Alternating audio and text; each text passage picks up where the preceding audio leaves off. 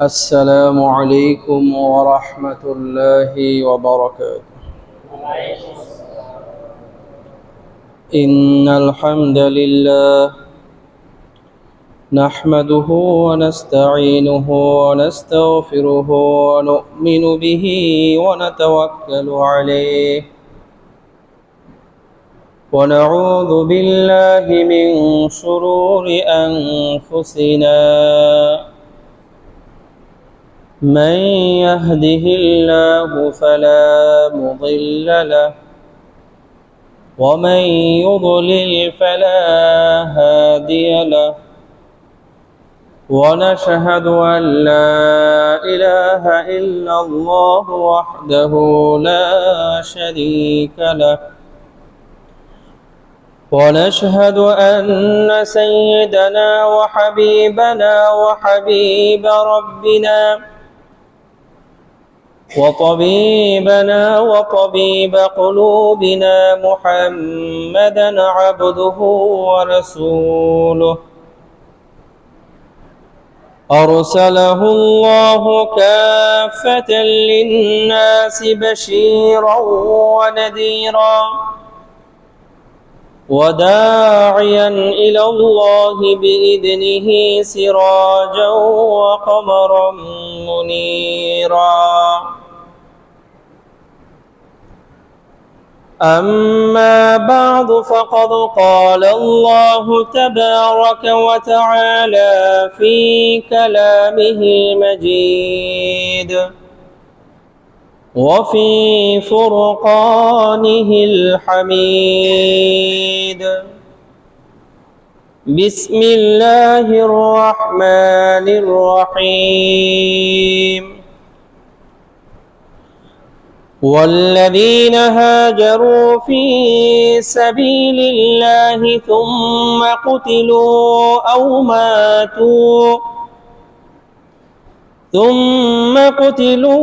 أو ماتوا ليرزقنهم الله رزقا حسنا وإن الله لهو خير الرازقين. صدق الله المولانا العظيم. وعن أبي موسى رضي الله تعالى عنه أراه عن النبي صلى الله عليه وسلم قال: رأيت في المنام أني أهاجر من مكة إلى أرض بها نخل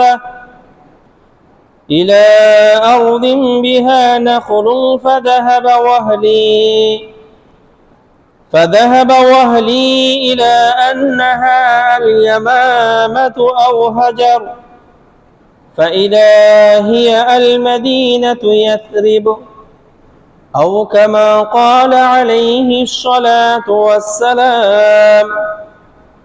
صدق الله المولانا العظيم وصدق رسوله النبي الأمي الكريم، ونحن على ذلك لمن الشاهدين والشاكرين، والحمد لله رب العالمين। আলহামদুলিল্লাহ। মহান আল্লাহ সুবহানাহু ওয়া তাআলা এর পবিত্র দরবারে লাখো কোটি শুকরিয়া, যে মহান আল্লাহ সুবহানাহু ওয়া তাআলা আমাদের সবাইকে দীর্ঘ এক সপ্তাহ পর পবিত্র জুমার দিনে জুমার নামাজ আদায়ের উদ্দেশ্যে পৃথিবীর সর্ব উৎকৃষ্ট স্থান এবং মহান আল্লাহ সুবহানাহু ওয়া তাআলা এর মনোনীত ঘর মসজিদে আসা বসা এবং সেই সাথে জুমার নামাজ আদায়ের পূর্বে কোরআন ও হাদিস থেকে কিছু আলোচনা করা এবং শ্রবণ করার তৌফিক দান করেছেন। এজন্য আমরা সকলে হৃদয়ের অন্তঃস্থল থেকে একবার কালিমাতুশ শুকর পাঠ করে নেই, বলি আলহামদুলিল্লাহ। মহান আল্লাহ রব্বুল আলামিনের মেহেরবানিতে আমরা বিগত কয়েক জুমা থেকে রাসূল আরবি সাল্লাল্লাহু আলাইহি ওয়াসাল্লামের মদিনার জীবন, সংগ্রামী জীবন, এই জীবন নিয়ে বিস্তারিত আলোচনা শুরু করেছি। সেই ধারাবাহিকতায় হিজরত এবং হিজরতের সূচনা নিয়ে আলোচনা করছি। বাস্তবিক পক্ষে রাসূল আরবি সাল্লাল্লাহু আলাইহি ওয়াসাল্লামের জীবনকে আমরা তিন ভাগে বিভক্ত করতে পারি।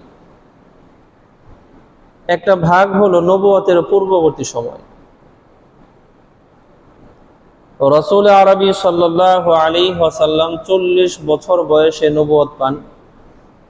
তো নবুয়ত পাওয়ার আগে 40 বছর পার হয়েছে।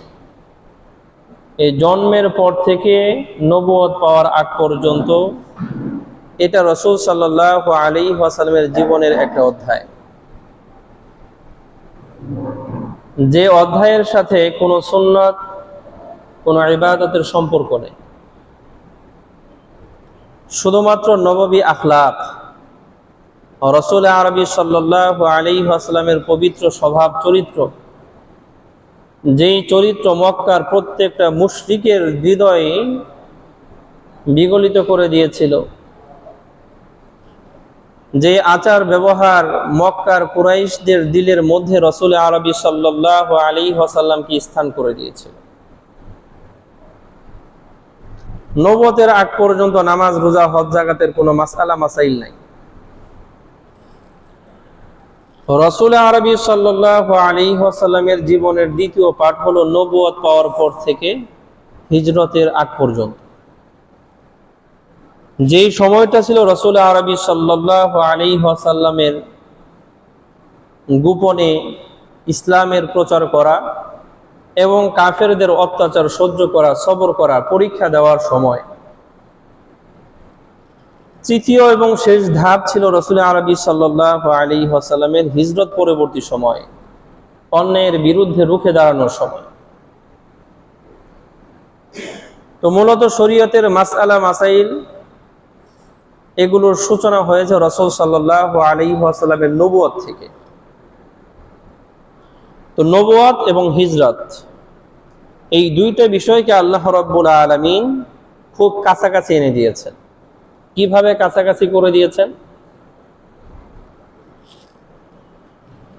বুখারী শরীফের মধ্যে তৃতীয় হাদিস, একদম প্রথম, দ্বিতীয়, তৃতীয় হাদিস। হযরত আয়েশা সিদ্দিকা রাদিয়াল্লাহু তাআলা আনহা বর্ণনা করেছেন, আউয়ালু মা বুদিয়া বিহি রাসূলুল্লাহ সাল্লাল্লাহু আলাইহি ওয়াসাল্লাম মিনাল ওয়াহী আর-রু'য়া সালিহা। নবুয়তের সূচনা লগ্নে রাসূল সাল্লাল্লাহু আলাইহি ওয়াসাল্লামের কাছে আল্লাহর বার্তা যেইভাবে আসতো, তার সূচনা ছিল, শুরুটা ছিল সত্য স্বপ্নের মাধ্যমে। প্রথমে হযরত জিবরিল আমিন আলাইহিস সালাতু ওয়াস সালাম সরাসরি রাসূলের কাছে আয়েশা বার্তা দিতেন না। প্রথম দিকে রাসূল সাল্লাল্লাহু আলাইহি ওয়াসাল্লাম আল্লাহর বার্তাগুলো পাইতেন স্বপ্নের মাধ্যমে। কিসের মাধ্যমে? স্বপ্নের মাধ্যমে। এটা ছিল দীর্ঘ 6 মাস। 6 মাস নবুয়তের শুরুতে দীর্ঘ 6 মাস আল্লাহ রাব্বুল আলামিনের বার্তা রাসূলের কাছে আসতো স্বপ্নের মাধ্যমে। স্বপ্নটা কেমন হইতো? আয়েশা সিদ্দিকা রাদিয়াল্লাহু তাআলা আনহা বলেন, ফাকানা লা ইয়ারা রুয়ান ইল্লা জাআত মিসলা ফালাকিস সুবহি। রাসূল সাল্লাল্লাহু আলাইহি ওয়াসাল্লাম নবুয়তের এই শুরু জামানায় এই 6 মাস যেই স্বপ্নটাই তিনি রাতে দেখতেন, সেটা একদম সকালের সূর্য যেরকম সত্য, ঠিক এরকম সত্য হয়ে প্রকাশিত হইত। রাসূল রাতে স্বপ্নে যা দেখতেন, দিনে তাই ঘটত। তো এই সত্য স্বপ্ন, এটা হলো নবুয়তের সূচনা। ঠিক একইভাবে আল্লাহ রাব্বুল আলামিন হিজরতের যে সূচনা রেখেছেন, রাসূল সাল্লাল্লাহু আলাইহি ওয়াসাল্লামকে মক্কার কাফেরদের নির্যাতন থেকে হেফাজত করার জন্য আল্লাহ রাব্বুল আলামিন মক্কা থেকে মদিনায় হিজরত করার যে পারমিশন দিলেন, দিক নির্দেশনা দিলেন, এই দিক নির্দেশনাও ছিল স্বপ্নের মাধ্যমে। তো নবুয়তের শুরুটাও ছিল স্বপ্নের মাধ্যমে, হিজরতের সূচনাও হচ্ছে স্বপ্নের মাধ্যমে। বুখারী শরীফের মধ্যে 3622তম হাদিস,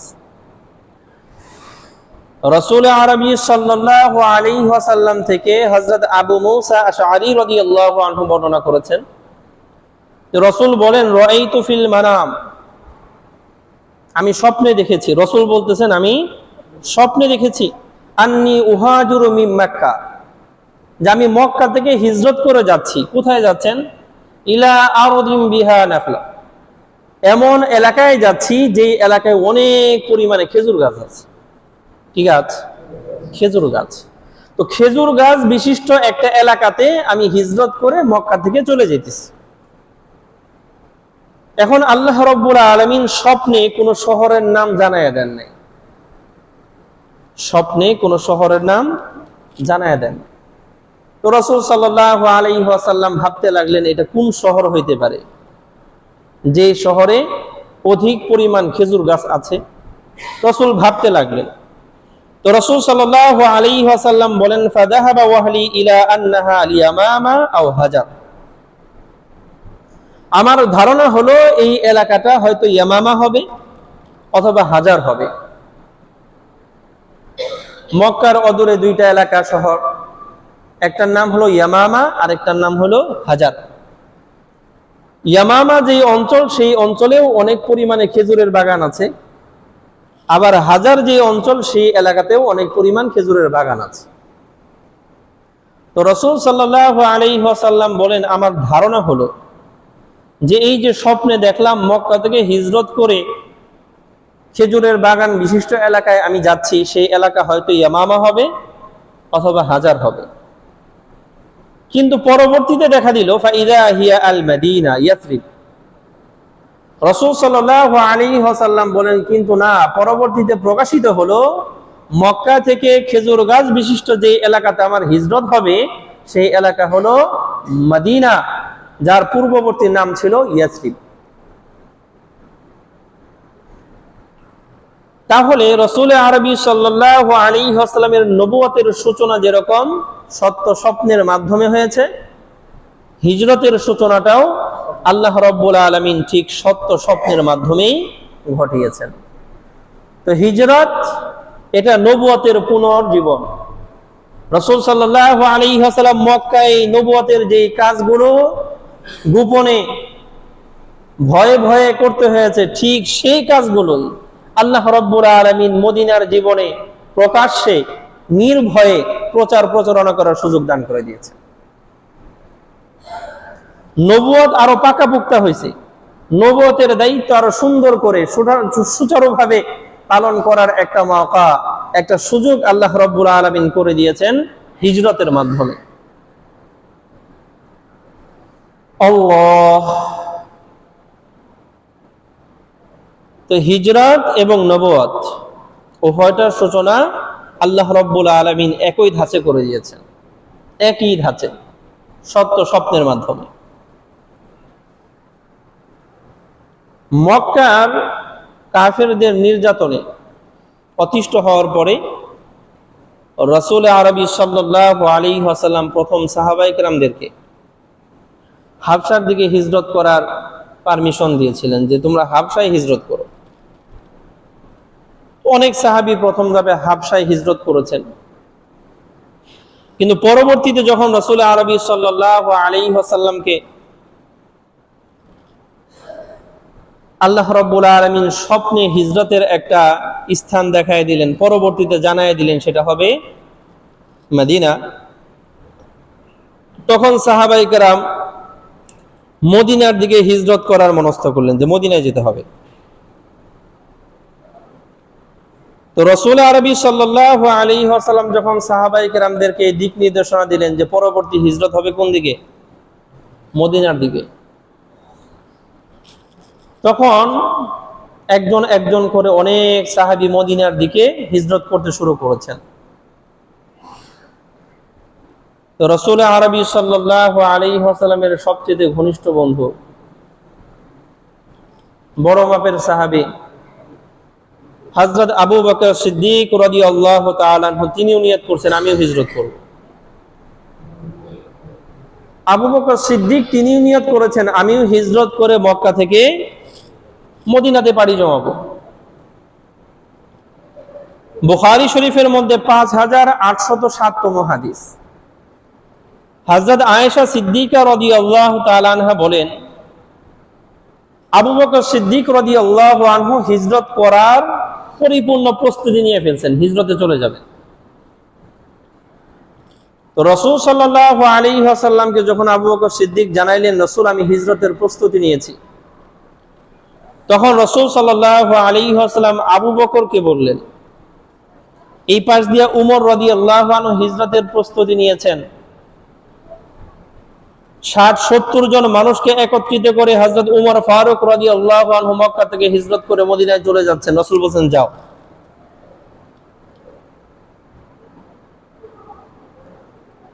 আরো কত শত সাহাবী মক্কা থেকে হিজরত করার নিয়ত করেছেন, রাসূল বলেন যাও। আবু বকর সিদ্দিক রাদিয়াল্লাহু আনহু যখন হিজরত করার সংকল্প করেছেন, প্রস্তুতি নিয়েছেন, রাসূলকে জানাইছেন। রাসূল সাল্লাল্লাহু আলাইহি ওয়াসাল্লাম বলেছেন আলা রিসলি, আবু বকর একটু অপেক্ষা করো, একটু অপেক্ষা করো। ফাইন্নী আরজু ওয়া ইউযানা লি, রাসূল বললেন আমি নিজেও আশাবাদী যে আল্লাহ রাব্বুল আলামিন আমাকেও মক্কা থেকে মদিনায় হিজরত করার পারমিশন দিবেন, আমিও যাব। অতএব আবু বকর তুমি তাড়াহুড়া করো না, আলা রিসলিক, একটু অপেক্ষা করো, সবর করো। আল্লাহ রাব্বুল আলামিন চাহে তো তিনিও আমাকে হিজরত করার পারমিশন দিবেন, আমিও যাব। আবু বকর সিদ্দিক রাদিয়াল্লাহু আনহু অবাক হয়ে বললেন, নবী আপনি আশা করেন আল্লাহ রাব্বুল আলামিন আপনাকে এই মক্কা থেকে হিজরত করার পারমিশন দিবেন? রাসূল আরবি সাল্লাল্লাহু আলাইহি ওয়াসাল্লাম বললেন, নাম, হ্যাঁ আমি এটা আশা করি যে আল্লাহ রাব্বুল আলামিন আমাকে হিজরত করার পারমিশন দিবেন। তো আবু বকর সিদ্দিক রাদিয়াল্লাহু আনহু বুঝতে পারলেন উমর রাদিয়াল্লাহু আনহু হিজরত করতে চাইলেন, রাসূল থামান নাই। হযরত ওকাশা বিন মিহসান হিজরত করতে চাইছেন, রাসূল থামান নাই। আবু সালামা রাদিয়াল্লাহু আনহু হিজরতে যাচ্ছেন, রাসূল থামান নাই। তো আমি আবু বকর হিজরতে যাব, রাসূল বলেন আলা রিসলিক, থামো, তুমি যাও না, আল্লাহ রাব্বুল আলামিন আমাকেও হিজরতের পারমিশন দিবেন। আবু বকর বুঝতে পারছেন যে রাসূল আমাকে কেন থামতে বলছেন, তার মানে রাসূল আমাকে তার সাথে নিয়ে যাবেন। এটা আবু বকর সিদ্দিক রাদিয়াল্লাহু আনহু বুঝতে পারছেন, যার কারণে আবু বকর সিদ্দিক রাদিয়াল্লাহু আনহু থেমে গেছেন এবং দুইটা এই উটগুলোকে রাসূল সাল্লাল্লাহু আলাইহি ওয়াসাল্লামের জন্য একটা আর নিজের জন্য একটা, এটা মনে মনে মনস্থ কইরা এই দুইটা উটকে 4 মাস পর্যন্ত, রাসূল যে বললেন আলা রিসলিক, থামো এখনই না, এই সময় থেকে নিয়ে আরো 4 মাস পর্যন্ত বাবলা গাছের সেই পাতা টাতা খাওয়ায়া এই উট দুইটারে লালন পালন করছে। মনে মনে নিয়ত হলো যখন রাসূলকে হিজরতের পারমিশন দেওয়া হবে, এক উট আমার, এক উট রাসূলের, দুইজন দুই উটে করে চলে যাবে। তো আবু বকর সিদ্দিক রাদিয়াল্লাহু আনহু থেমে গেছেন। এই হিজরতের মধ্যে সর্বপ্রথম যেই সাহাবীর নাম আসে, মক্কা থেকে মদিনায় হিজরতের সর্বপ্রথম যেই সাহাবীর নাম আসে, যে ওই সাহাবী মক্কা থেকে মদিনায় হিজরত করেছেন, যারা রাসূল আরবি সাল্লাল্লাহু আলাইহি ওয়াসাল্লামের সিরাত লিখেছেন, তাদের মধ্যে একটু মতভিন্নতা আছে। যেই সাহাবী মক্কা থেকে মদিনায় সর্বপ্রথম হিজরত করেছেন, তিনি এই হিজরতটা রাসূল সাল্লাল্লাহু আলাইহি ওয়াসাল্লামের এই স্বপ্নের আগে করেছেন নাকি পরে, বায়াতে আকাবায়ে সানির পরে নাকি আগে, এটা নিয়ে একটু দ্বিমত আছে। গত জুমাতে আপনাদেরকে তো বায়াতে আকাবায়ে সানির ঘটনা শুনাইছি। এখন ওই ঘটনা ঘটার আগেই তিনি মক্কা থেকে মদিনায় হিজরত করছেন নাকি ওই ঘটনার পরে করছেন, এটা নিয়ে একটু দ্বিমত আছে। তবে যতটুকু মনে হয় যে রাসূল আরবি সাল্লাল্লাহু আলাইহি ওয়াসাল্লামের স্বপ্ন দেখার পরে এবং বায়াতে আকাবায়ে সানিয়া হওয়ার পরে যখন মদিনার লোকেরা রাসূল আরবি সাল্লাল্লাহু আলাইহি ওয়াসাল্লামকে প্রস্তাব দিয়েছিলেন, রাসূল মক্কার এই কাফেরদের নির্যাতন আর সহ্য করা জরুরত নাই, আপনি আপনার সাথী সঙ্গীদেরকে নিয়ে মদিনায় চলে আসেন, এই প্রস্তাবের পরেই সম্ভবত এই প্রথম হিজরত হয়েছিল।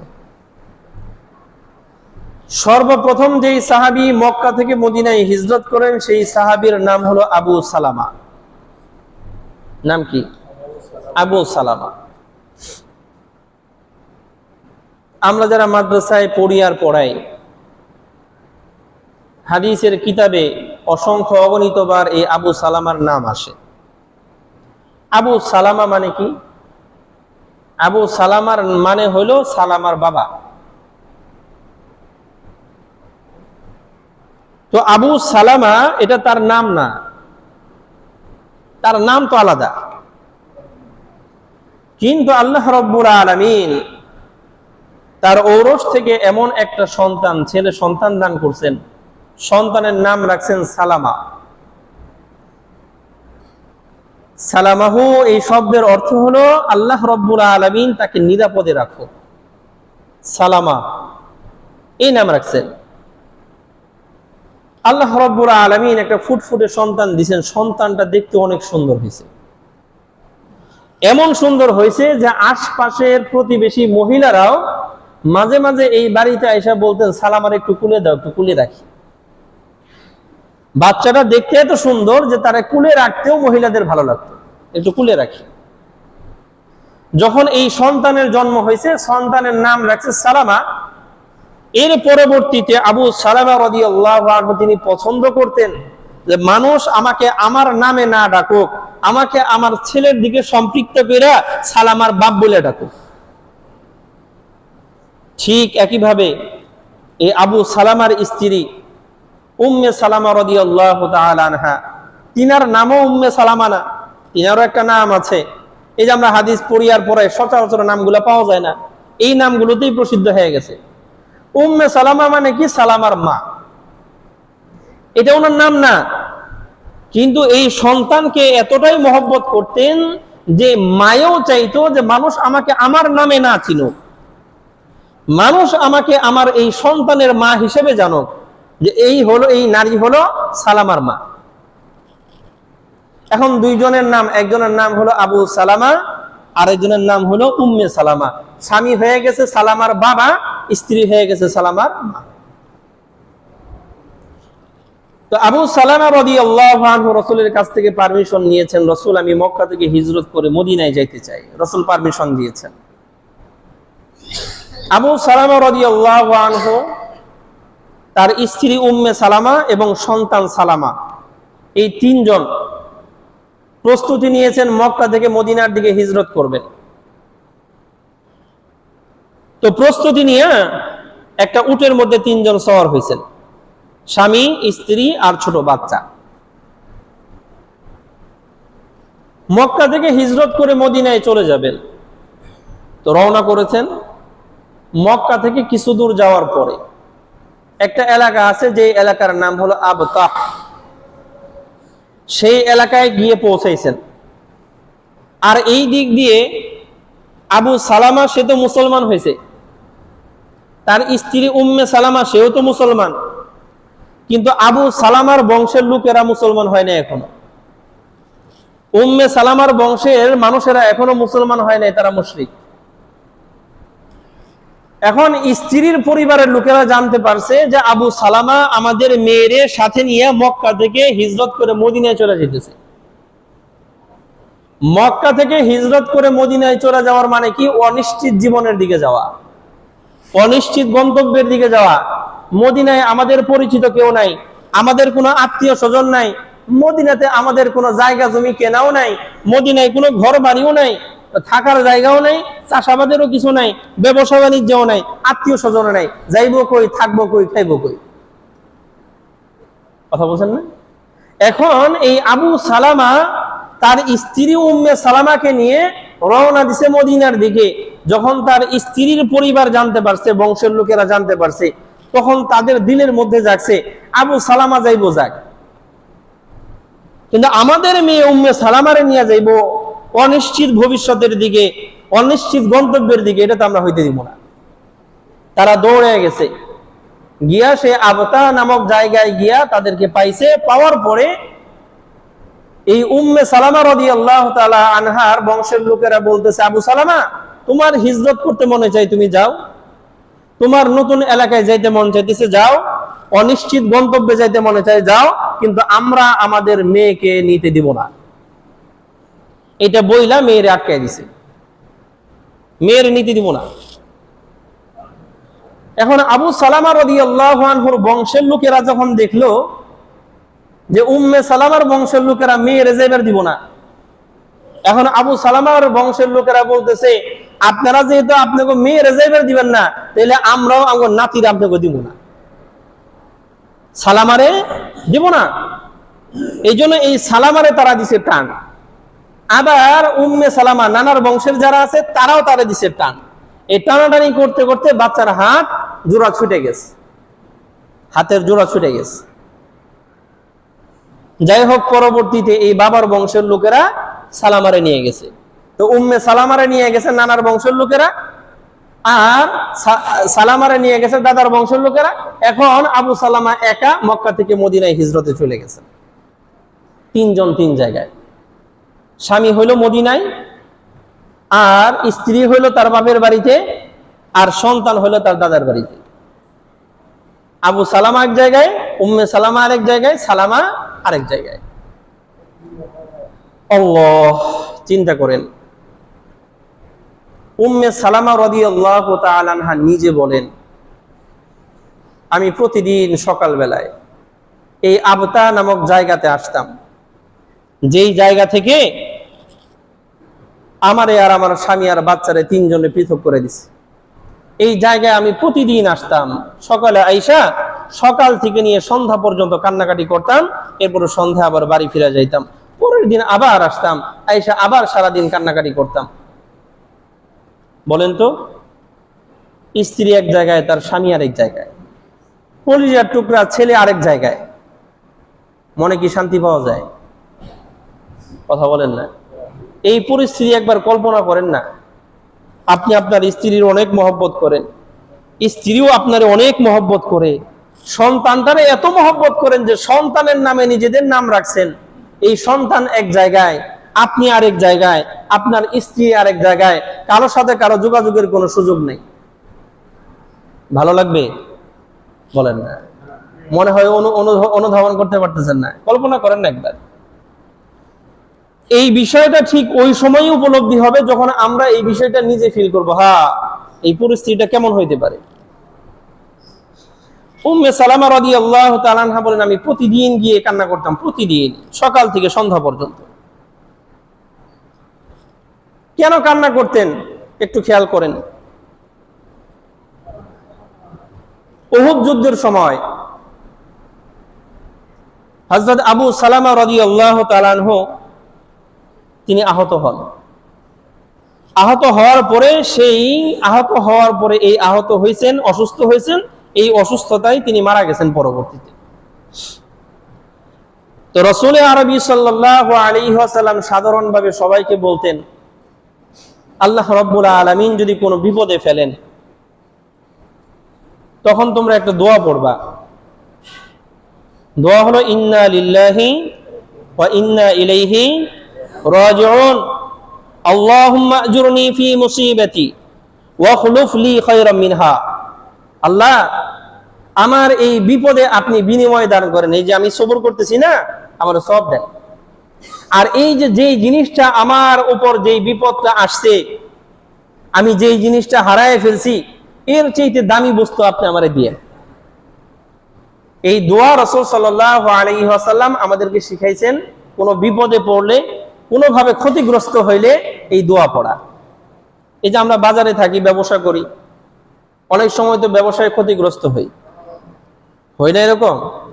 তখন এই দোয়া পড়বো, ইন্না লিল্লাহি ওয়া ইন্না ইলাইহি রাজিউন, আল্লাহুম্মা আজুর ফি মুসিবাতি, এই দোয়াটা করব। এবং আখলুফ লি খায়রাম মিনহা, যে আল্লাহ যেই বিপদ আপনি আমারে দিবেন, যেই ক্ষতি আমার উপর দিয়ে চলে গেছে, যে জিনিসটা আমি হারায় ফেলছি, আল্লাহ এর চাইতে দামি বস্তু, ভালো বস্তু, উত্তম বস্তু আমারে দিয়ে দিয়ে।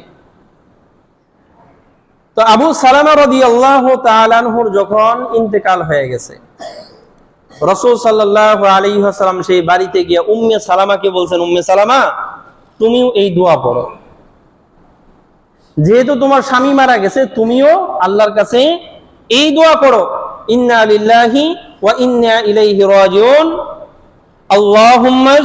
আল্লাহুম্মা আজরনি ফি মুসিবাতি ওয়া খলিফ লি খায়রাম মিনহা। উম্মে সালামা রাদিয়াল্লাহু তাআলা আনহু বলেন, আমি মনে মনে ভাবতে শুরু করলাম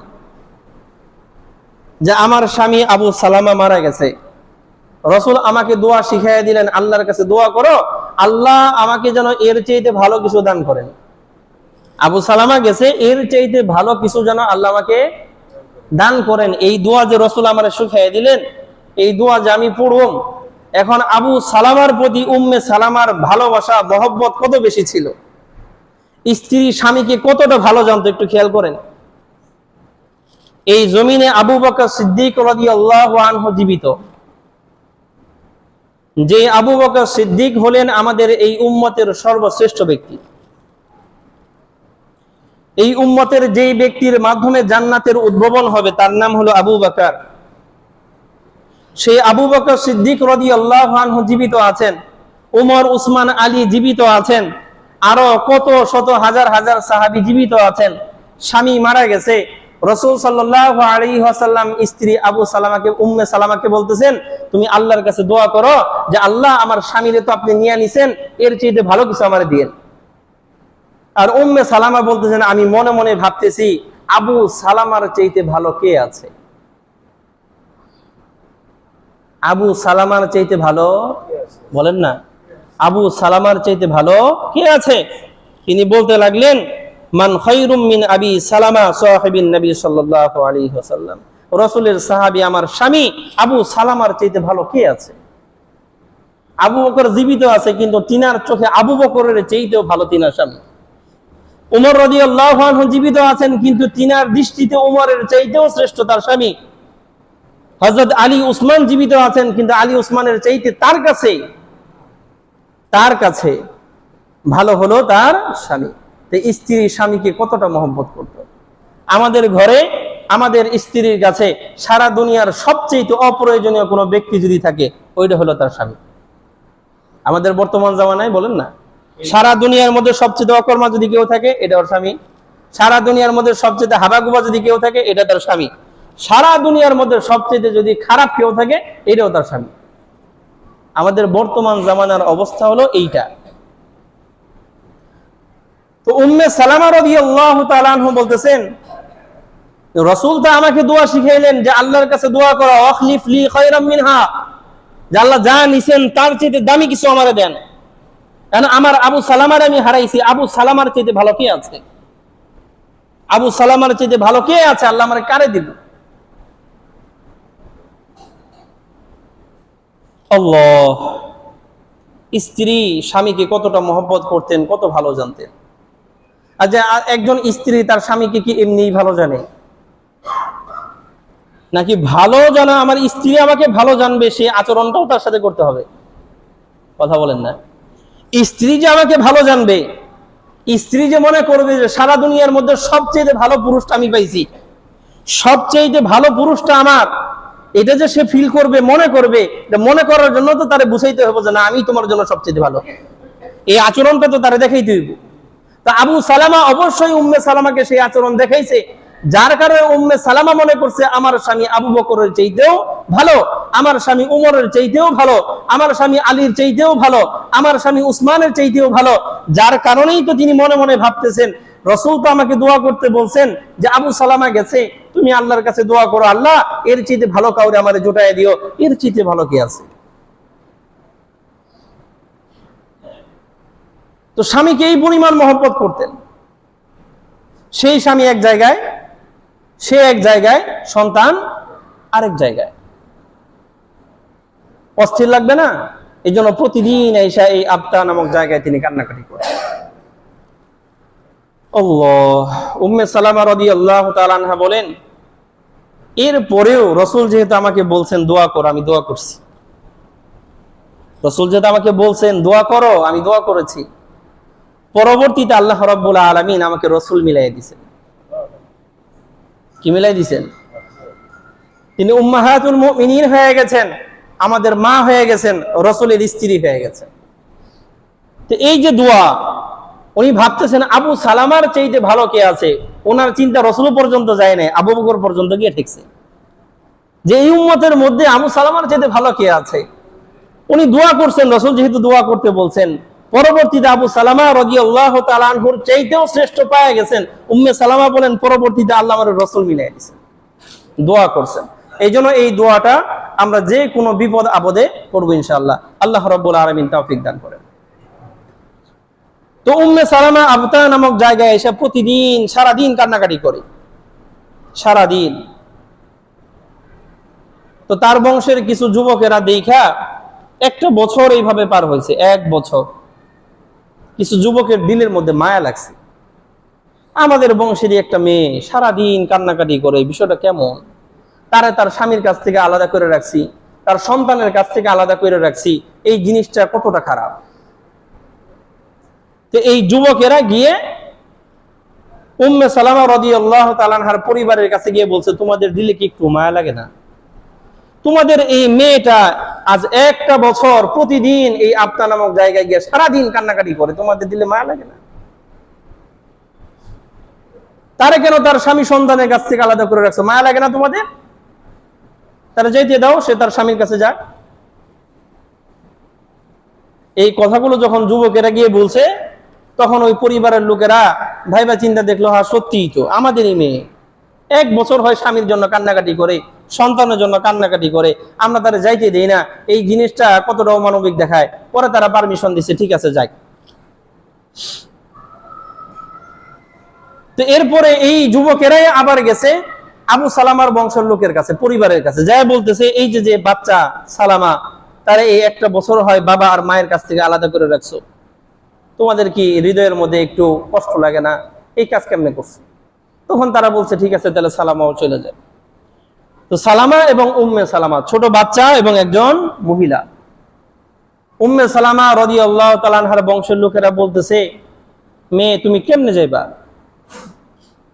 তখন উম্মে সালামা রাদিয়াল্লাহু তাআলা আনহা, আপনারা শুধু আমারে পারমিশন দেন আর একটা উট দেন, শুধু পারমিশন দেন আর একটা উট দেন, আমি আমার সন্তান কিভাবে যাব সেটা আল্লাহ রাব্বুল আলামিন ভালো জানেন, আপনাদের ব্যবস্থা করা লাগবে, খালি একটা উট দেন। তখন এই উম্মে সালামা রাদিয়াল্লাহু তাআলা আনহার বংশের লোকেরা তার একটা উট দিয়ে দিছে, ঠিক আছে এই উট নিয়ে যাও। একটা উটের মধ্যে মা এবং সন্তান, আর কেউ নাই। মক্কা থেকে মদিনা 1500 কিলোমিটার রাস্তা, সম্ভবত প্রায় এরকমই হবে। হ্যাঁ 400, আচ্ছা তাহলে 500 কিলোমিটারের মতো হবে। তো এই যে লম্বা একটা পথ, আমাদের এইখান থেকে তো মনে হয় কক্সবাজার এত দূর না, চট্টগ্রাম বঙ্গোপসাগর এর চাইতে দূর। তো একটা উটের উপর সওয়ার হয়ে এই পথ পাড়ি দেওয়া অনেক লম্বা সময়ের ব্যাপার। তো এরপরেও এই সন্তান নিয়ে সেই উটের মধ্যে সওয়ার হয়ে রওনা দিচ্ছে মদিনার দিকে। তো মদিনার দিকে রওনা দেওয়ার পরে যাইতে যাইতে একটা জায়গা আছে, যেই জায়গার নাম হলো তানঈম। এই তানঈম নামক জায়গায় যখন গিয়ে পৌঁছাইছে, সেইখানে যাওয়ার পরে মক্কার একজন যুবক যার নাম হলো উসমান বিন তালহা, উসমান গনি না, উসমান বিন আফফান না, উসমান বিন তালহা, সেও তখনো মুসলমান হয় নাই। সে আবার উম্মে সালামা রাদিয়াল্লাহু তাআলা আনহারে চিনেন। তানঈম নামক জায়গায় দেখার পরে তারা জিজ্ঞেস করছেন যে এই যে ছোট বাচ্চারে নিয়ে রওনা দিয়েছেন, কই যাবেন? কই মদিনায় যাব, সেখানে আমার স্বামী আছে। তা আপনাদেরকে নিয়ে যাওয়ার মতো কেউ নাই? কয় না, আমি আর আমার সন্তান আর কেউ নেই। তখন এই উসমান বিন তালহা রাদিয়াল্লাহু তাআলা আনহু পরবর্তীতে মুসলমান হয়েছেন। তো উনি এই স্ত্রী আর সন্তান এই তাদেরকে চালায় নিয়ে নিয়ে সেই মদিনার কাছাকাছি যায় দূর থেকে দেখেছে ওই যে এই এলাকায় তোমার স্বামী আছে, ওই যে এলাকায়, ওইটা বইলে ওইখানে পৌঁছায় দিয়া সে মক্কায় চলে আসছে। এইভাবে ইসলামের ইতিহাসে মক্কা থেকে মদিনায় সর্বপ্রথম যিনি হিজরত করেন তার হিজরতের ইতিহাস হলো এই। মক্কা থেকে মদিনায় সর্বপ্রথম এই আবু সালামা রাদিয়াল্লাহু তাআলা আনহু হিজরত। এর পরবর্তীতে আর অনেক সাহাবী ধীরে ধীরে তো সব সাহাবী আলহামদুলিল্লাহ চলে আসছেন। এখন এই যে মক্কা থেকে মদিনায় হিজরত করা, এই যে সাহাবায়ে কেরাম যারা হিজরত করেছেন আর যারা করেন নাই, তাদের মর্যাদায় আসমান আর জমিনের ফারাক। যারা হিজরত করেছেন আল্লাহ রাব্বুল আলামিন তাদের মর্যাদা বাড়িয়ে দিয়েছে। আল্লাহ, হিজরত করার ফজিলত কেমন? সূরা নাহাল আয়াত নাম্বার 41, আল্লাহ রাব্বুল আলামিন বলেছেন ওয়াল্লাযীনা হাজারু ফিল্লাহ, যে সমস্ত সাহাবায়ে কেরাম আল্লাহ রাব্বুল আলামিনের জন্য হিজরত করেছেন, ভিন্ন কোনো উদ্দেশ্যে না। কারণ বুখারী শরীফের প্রথম হাদিসের মধ্যেই আছে নিয়ত ঠিক করা লাগবে। এক বেটাই হিজরত করছে একটা মহিলারে বিয়ে করার জন্য। মহিলার নাম হলো উম্মে কায়েস। নাম কি বলেন না? উম্মে কায়েস। তো এই মহিলা মুসলমান হয়েছে, সে মক্কা থেকে মদিনায় হিজরত করবে। তো মক্কার একটা যুবক সে এই মহিলারে খুব পছন্দ করে, বিয়ের প্রস্তাব দিছে, আমি তোমার বিয়ে করতে চাই। এই মহিলা বলছে এখানে বিয়ে দিয়ে চলবে না, আমি মক্কা থেকে হিজরত করে মদিনায় যাইতেছি, তুমি যদি আমার সাথে মদিনায় যাও আমাদের সাথে, তাহলে মদিনায় গেলে বিয়ে শাদী হইব। তখন এই যুবক বলছে ঠিক আছে, তোমার বিয়ে করতে যদি মদিনায় যাওয়া লাগে আমি মদিনায় যাবো। কথা বলছেন না? মদিনায় গেছে। তো একজন সাহাবী গিয়ে রাসূল সাল্লাল্লাহু আলাইহি ওয়াসাল্লামকে বলছেন, রাসূল, আমরা তো মক্কা থেকে নিজেদের ঘর বাড়ি আত্মীয় স্বজন সব ছাইরা মদিনায় চলে আসছি আল্লাহ রাব্বুল আলামিনের বিধান বাস্তবায়ন করার জন্য, আল্লাহ এবং তার রাসূলকে মহব্বতের খাতিরে। আরেক বেটাই তো আইছে উম্মে কায়েসকে বিয়ে করবার লিগা। তা আমাদের নিয়ত আর তার নিয়ত তো এক না। সেও তো হিজরত করলো, আমরাও তো হিজরত করলাম, তাহলে আমরা আর সে কি এক? তখন রাসূল সাল্লাল্লাহু আলাইহি ওয়াসাল্লাম বলেন যে না, ইন্নামাল আ'মালু বিন্নিয়াত। আল্লাহ রাব্বুল আলামিনের কাছে যে আমল গ্রহণ হবে, অ্যাকসেপ্ট হবে, এটা হলো নিয়তের উপর নির্ভর করে। কিসের উপর নির্ভর করে? ওয়া ইন্নামা লিকুল্লি ইমরিইম মা নাওয়া। রাসূল বলেছেন যে যে নিয়ত করবে সে আল্লাহর তরফ থেকে তাই পাবে। তোমরা নিয়ত করছো আল্লাহ রাসূলকে পাওয়ার, তোমরা আল্লাহ রাসূলকেই পাইবা। আর সে নিয়ত করছে উম্মে কায়েসরে পাওয়ার, সে উম্মে কায়েসরে পাইবে। আর কেউ যদি মক্কা থেকে মদিনায় হিজরত করে বিজনেস করার জন্য, সে বিজনেস করবে, ব্যবসায়ী হয়ে যাবে। অতএব শুধুমাত্র যারা আল্লাহর জন্য হিজরত করবে তারাই প্রকৃত মুহাজির। এইজন্য আল্লাহ রাব্বুল আলামিন সূরা নাহাল আয়াত নাম্বার 41 আল্লাহ বলেছেন ওয়াল্লাযীনা হাজারু ফিল্লাহ, যারা আল্লাহর জন্য হিজরত করবে, মিন বাদি মা যুলিমু, তাদের উপর মক্কায় বর্ণনাতীত নির্যাতনের পরে, নির্যাতনের শিকার হওয়ার পরে একমাত্র আল্লাহ রাব্বুল আলামিনকে রাজি করার জন্য যদি কেউ মক্কা থেকে মদিনায় হিজরত করে, আল্লাহ বলেছেন লানুবাব্বিআন্নাহুম ফিদ দুনিয়া হাসানা, আমি দুনিয়াতে তাদের সুন্দর থাকার ব্যবস্থা করে দেব। মক্কা থেকে যারা মদিনায় আসছে, মক্কায় এত আপন, এত ঘনিষ্ঠ, এত মায়া, এত মুহাব্বতের লোক পায় নাই মদিনায় এসে যে পরিমাণ পেয়েছে। মদিনার মানুষের সাথে তাদের রক্তের কোনো সম্পর্ক নাই, কিন্তু আপন ভাইও তার নিজের ভাইকে যতটা মহব্বত না করে, মক্কার এই আনসার সাহাবীরা মদিনা থেকে আগত মুহাজির সাহাবীদেরকে আপন ভাইয়ের চাইতেও বেশি মহব্বত করেছে। আল্লাহ রাব্বুল আলামিন ওয়াদা করেছেন আমি তাদের জন্য দুনিয়াতে সুন্দর থাকার ইন্তজাম করব। এক। দ্বিতীয়ত আল্লাহ রাব্বুল আলামিন বলেন ওয়ালা আজরুল আখিরাতি আকবার, দুনিয়াতে তো বিনিময় পাচ্ছেই, পরকালের বিনিময় হলো সবচেয়ে বড় বিনিময়। পরকালের বিনিময় হলো, বলেন না, সবচেয়ে বড় বিনিময়। লাউ কানু ইয়ালামুন, হায় মুনাফিকরা যদি বুঝতো, হায় মক্কার কাফেররা যদি বুঝতো। সূরা হজ আয়াত নাম্বার 58 আল্লাহ রাব্বুল আলামিন বলেছেন ওয়াল্লাযীনা হাজারু ফি সাবিলিল্লাহ, যারা আল্লাহর রাস্তায় হিজরত করেছে, তুম্মা কুতিলু, এরপর নিহত হয়েছে, আও মাতু অথবা স্বাভাবিক মৃত্যুবরণ করেছে, আল্লাহ বলেন লা ইয়ারযুকান্নাহুমুল্লাহু রিজকান হাসানা, আল্লাহ রাব্বুল আলামিন তাদেরকে সুন্দর রিজিকের ইন্তজাম করবেন। ওয়া ইন্নাল্লাহা লাহুয়া খায়রুর রাযিকিন, আর একমাত্র আল্লাহ রাব্বুল আলামিনই হলেন উত্তম রিজিক এর ব্যবস্থাকারী। এছাড়া আর কেউ উত্তম রিজিক দিতে পারবে না, রিজিকই দিতে পারবে না, আবার উত্তম কই? আল্লাহ রাব্বুল আলামিন ছাড়া রিজিক দেওয়ার ক্ষমতা আর কারো তো নাই।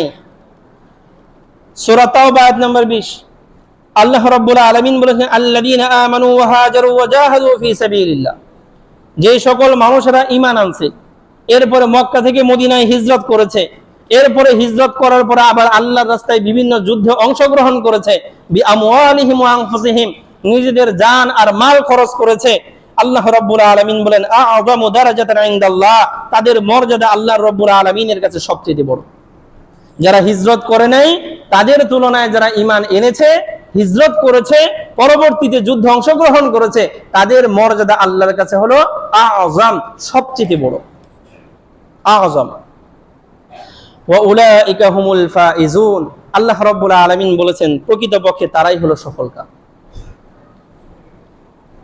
সূরা আল ইমরান আয়াত নম্বর 195, আল্লাহ রাব্বুল আলামিন বলেন ফাল্লাযীনা হাজারু ওয়া উখরিজু মিন দিয়ারিহিম, যারা হিজরত করেছে, যাদেরকে তাদের বাড়ি ঘর থেকে উচ্ছেদ করে দেওয়া হয়েছে, ওয়া উযু ফি সাবিলি, আর আমার রাস্তায় চলার কারণে তাদেরকে অত্যাচার করা হয়েছে, নির্যাতন করা হয়েছে, তারা এই অত্যাচার এবং নির্যাতনের শিকার হয়েছে, ওয়া কাতালু ওয়া কুতিলু, এবং যুদ্ধ বিগ্রহ করে নিহত হয়েছে, লা উকাফিরান্না আনহুম সাইয়্যাতিহিম, আমি আল্লাহ রাব্বুল আলামিন তাদের অতীত জীবনের সমস্ত গুনাহ মাফ করে দেব। ওয়ালা আদখিলান্নাহুম জান্নাতিন তাজরি মিন তাহতিহাল আনহার, এবং আমি তাদেরকে এমন জান্নাতে প্রবেশ করাবো যেই জান্নাতের পাদদেশ দিয়ে নহর প্রবাহিত হচ্ছে। আল্লাহু আকবার। সূরা তাওবা আয়াত নম্বর 100, আল্লাহ রাব্বুল আলামিন বলেছেন ওয়াস-সাবিকুনাল আউওয়ালুনা মিনাল মুহাজিরিন ওয়াল আনসার, মুহাজির এবং আনসার যারা অগ্রগামী হয়েছে, ওয়াল্লাযীনা তাবাউহুম বিইহসান, এবং পরবর্তীতে যারা তাদের পদাঙ্ক অনুসরণ করেছে, মুহাজিরদের পদাঙ্ক অনুসরণ করেছে, রাদিয়াল্লাহু আনহুম ওয়া রাদু আন, আল্লাহ তাদের প্রতি রাজি হয়ে গেছে।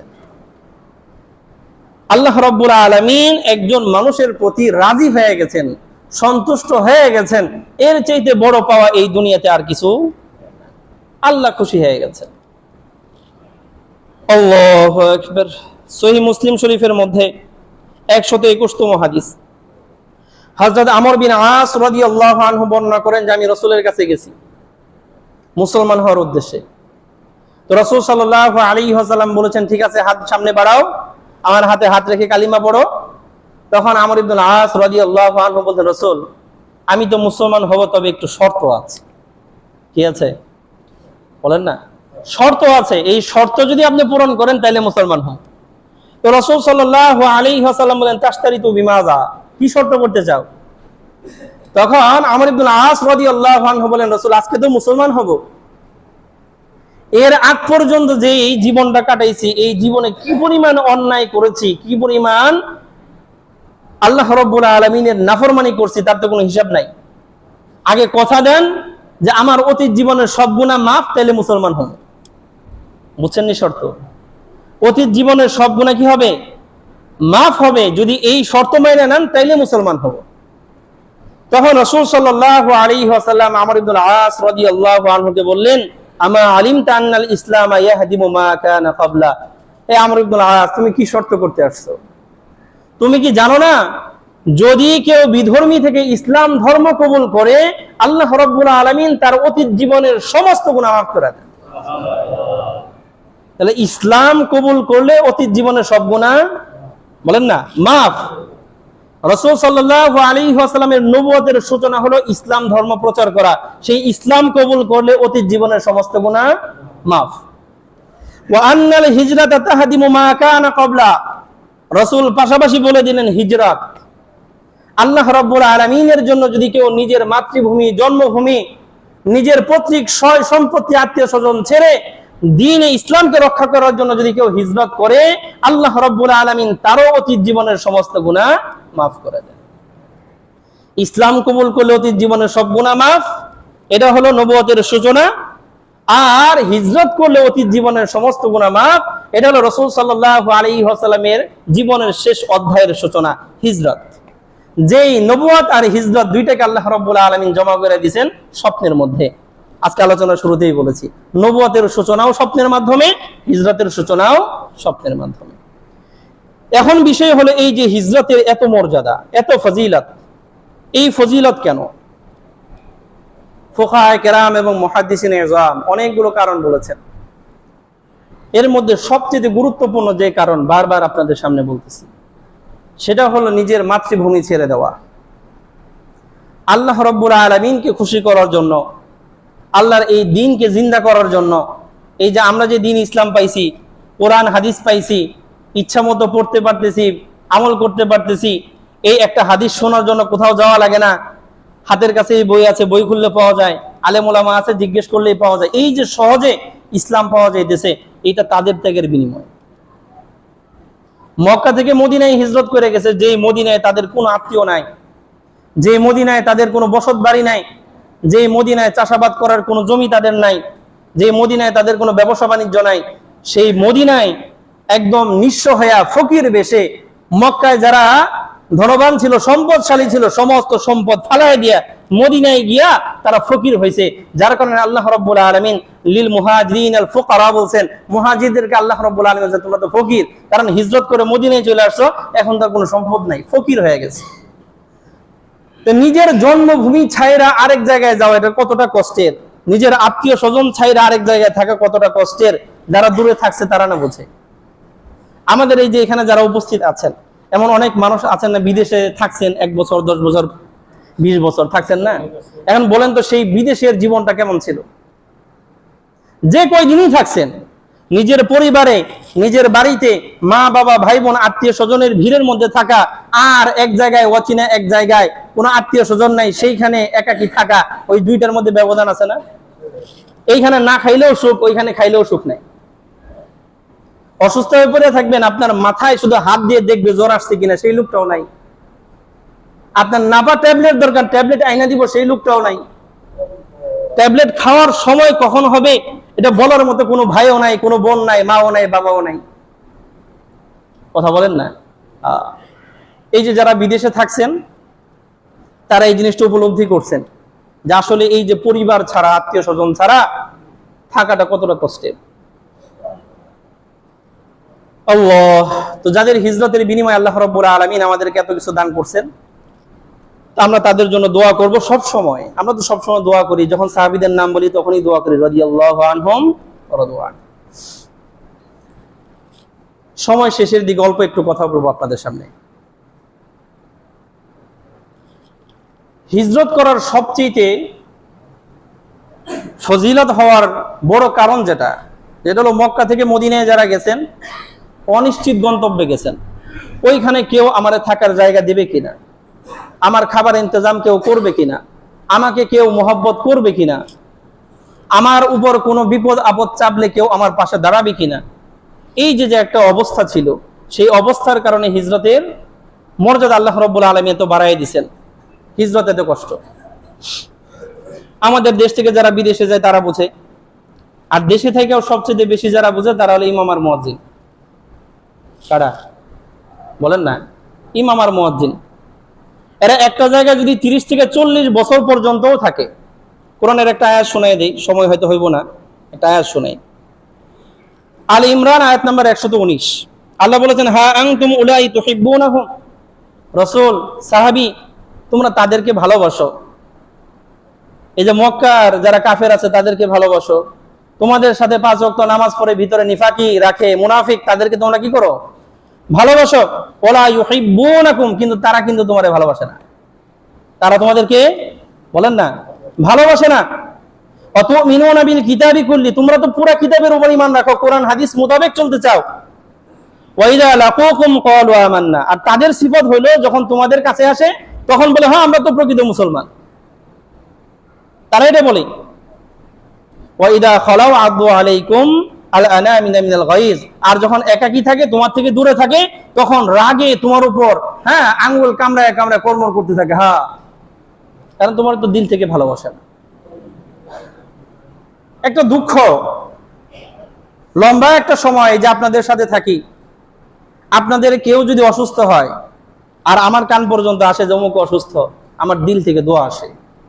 আমি আপনাদের সবাইকে ভালোবাসি, এই যে মসজিদের মিম্বারে বসে বলতেছি না, আমি আপনাদের সবাইকে ভালোবাসি। কেউ অসুস্থ হন, আমি দিল থেকে দোয়া করি। আমার জানা মতে কোনো মুসল্লি অসুস্থ হলে আমি তার বাড়িতে দেখতে যাই। আমারে যদি কেউ অসুস্থ হয়েছে আর দাওয়াত খাওয়াই টাকা ধরাই দেন, আমার অভ্যাস হলো সেই টাকা ফেরত দিয়া যে অসুস্থ হয়েছে তারে কিছু খাওয়াই দেন। এখানে সাক্ষী আছে, আমি সাক্ষীদার করবো না, কিন্তু আছে আলহামদুলিল্লাহ। এই যে আপনাদেরকে এতটা মহব্বত করি, কিন্তু এত মহব্বত করার পরেও এই 6 বছর পার হওয়ার পরে যখন আমি দাঁড়াই, আমার মনে হয় যে আমি একা, আমার কেউ নাই। আমার এটা মনে হয়, আমি এটা ফিল করি যে আমার কেউ নাই, আমি কেমন যেন একা। কেন রে ভাই? মক্কা থেকে যারা হিজরত করে মদিনায় গেছে তাদের আপন ভাইয়ের চেয়ে বেশি মহব্বত করা গেছে, আপনারা পারেন না? সবার কথা বলতেছি না, মহব্বত করার মানুষও তো আছেন। 5 বছর পার হয়ে 6 বছরের মাথায় এসে যেই কথাগুলো আমি শুনেছি, আমি যেভাবে দিলে নিয়েছি, আমি এই পর্যন্ত কোনোদিন এগুলো শুনি নাই। কেউ এসে আমারে কেন বলবেন যে আপনি অমুককে চিনেন, এই কথাটা কেন বলবেন? কেন বলবেন এই কথাটা, অমুককে চিনেন? এটা তো থ্রেট হয়ে যায়। আমরা কেউ কাউকে যখন বলি অমুককে চিনো, এটা থ্রেট না? আমারে চিনো, সেটা থ্রেট না? তা আমার এই থ্রেট কেন দিবেন আপনারা? আল্লাহ মাফ করো। এই 6 বছর পরে যে অভিজ্ঞতা হলো আমার কাছে ভালো লাগে নাই। আল্লাহ আমাদেরকে মাফ করো। এখন দুই একটা কথা বলি, যে কথাগুলো কারোর প্রতি আমার কোনো বিদ্বেষ নাই, কথাগুলো আপনাদের জানার জন্য বলি। কিছু কথা আসে যে কথাগুলোর উত্তর আসলে আপনাদের জানা দরকার। আমি ফরজ নামাজটা এখানে পড়ি, ফরজ নামাজ আপনাদেরকে আমি পড়াই, সামনে দাঁড়ায়া ফরজ নামাজ পড়াই।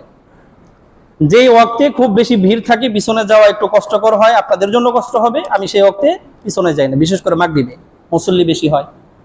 এছাড়া বেশিরভাগ ওয়াক্তে, বিশেষ করে জোহর এবং এশা, এই 2 ওয়াক্ত, কারণ আসরের পরে তো বসেই থাকি, তালিম হয়, ফজরের পরে তার সুন্নত নাই, জোহর এবং এশা, এই 2 ওয়াক্ত আমি এখান থেকে চলে যাই, রুমে গিয়ে নামাজ পড়ি, অথবা আমি আমার বাসায় গিয়ে নামাজ পড়ি।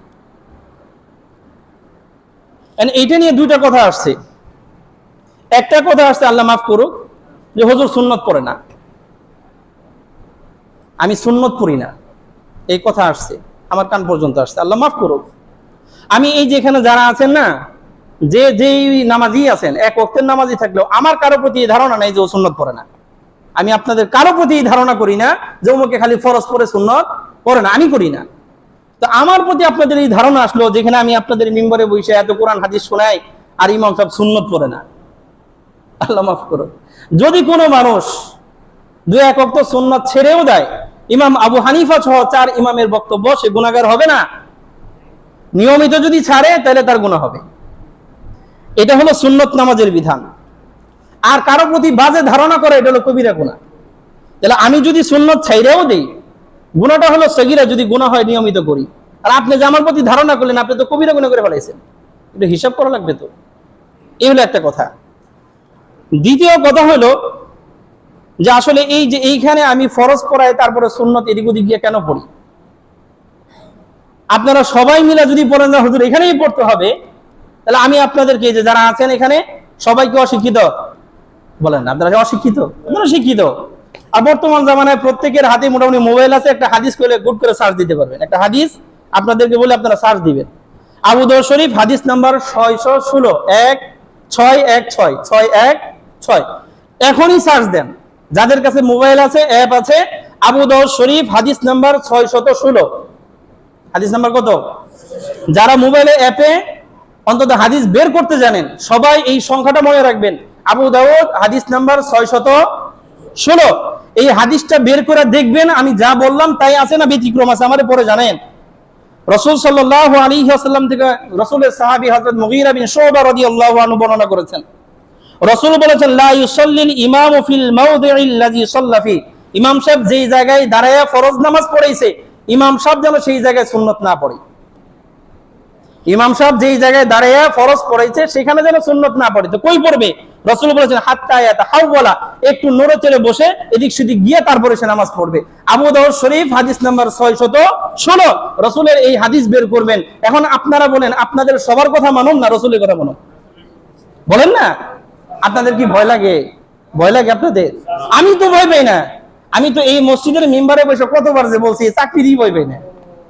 কারণ আমি তো এই বিশ্বাস করি রিজিক কার কাছ থেকে আসে। বলেন না, কার কাছ থেকে আসে? এটা আমি আজকে বললাম, কালকে যে আমার চাকরি নাও থাকে কোনো আফসোস নাই, কারণ আমি জানি আমার রিজিক কোত্থেকে আসে, আল্লাহর পক্ষ থেকে। গোলামি করব আল্লাহর, আমি কারো গোলামি করব না। গোলামি করব কার? মসজিদে আসে ইমামতি করতে। ইমাম কাকে বলে? রাসূল বলেছেন জুইলাল ইমামু লিউতাম্মা বিহি, ইমামরা নির্ধারণ করা হয়েছে তারে ফলো করার জন্য। তা আমি আরেকজনকে ফলো করুন কে লিখে?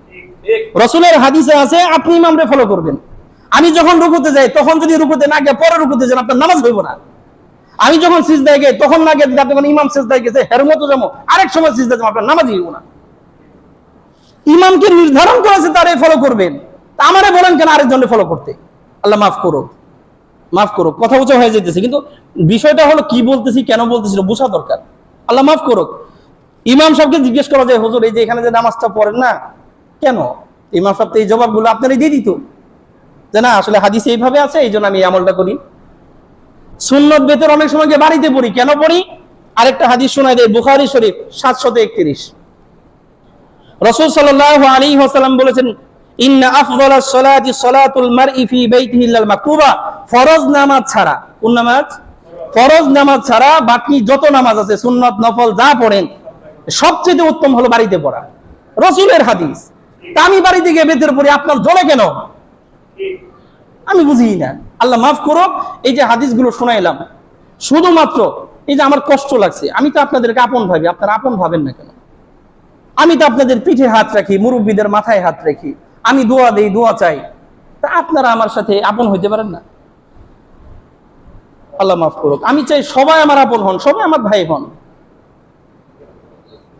যাই হোক, কথা এই পর্যন্ত। কোরআন এবং হাদিস ফলো করা, এই যে হাদিসের যে সংখ্যা বললাম আবু দাউদ 616, এই হাদিসটা সবাই দেখবেন, দেখে একজন আরেকজনের দেখেন যে রাসূলের হাদিসে এই কথা আছে কিনা। যদি থাকে অন্তত আমাকে বললেন হুজুর কোরআন হাদিসটাই ফলো করেন, অন্য কিছু না। ছোট্ট একটা কথা বলে আলোচনা শেষ করি। এই যে 5 বছর যাবত আমারে দেখতেছেন, আমাকে আপনারা সবাই মিলে বলেন কোনোদিন কোন হারাম কাজ করতে দেখছেন? একবার বলেন। কারো 2 টাকা মেরে হেঁটে দেখছেন? কোন এই বাজারে কোন দোকানে কেউ আমার কাছে 1 টাকাও পাবেন? বলেন না। কাউরে গালি দিতে দেখছেন? তোর সমস্যাটা কি আমারে নিয়ে? কারণ কি আমারে ফেরেশতা হইতে পারে? আমি তো ফেরেশতা হইতে পারবো না, আল্লাহ আমারে মানুষ বানাইছে। আমার কিছু ভুল হবে,